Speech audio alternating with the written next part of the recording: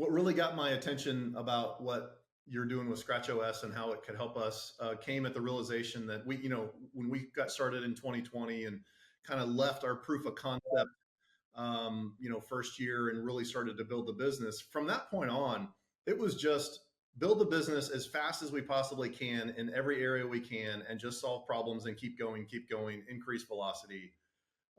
And it worked great. It's super exciting. It's fun. But just recently, as I looked around the company in terms of the team and who's doing what, a lot of us wear multiple hats. I realized that there's a lot of activities and business processes being executed, really critical ones being executed in spreadsheets and in PowerPoint slides and over email.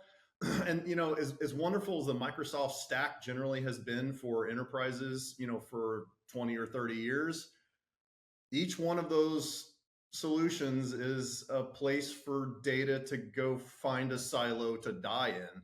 And so it makes me very nervous when I see too much of our critical stuff happening in Excel or in PowerPoint or in email or across Teams chats or anything like that. And so that combined with the fact that we're still a pretty lean team. We built a great business with a small team, we didn't have any visibility or redundancy in case somebody got hurt or is out sick or decided to take a different opportunity or whatever. Like, too much of the IP in the company was hidden in these various systems that were on people's computers. And so started to make me a little nervous when I realized that.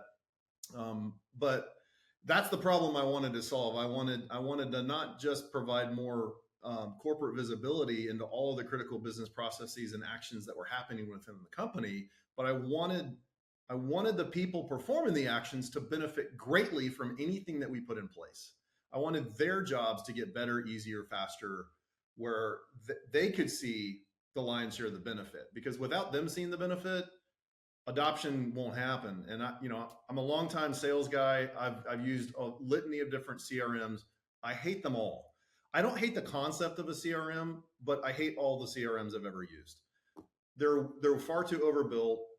There's far too many features, and too many times we've had to, we in the companies I was at, spent time customizing this monolith of a system to try to make it work for us.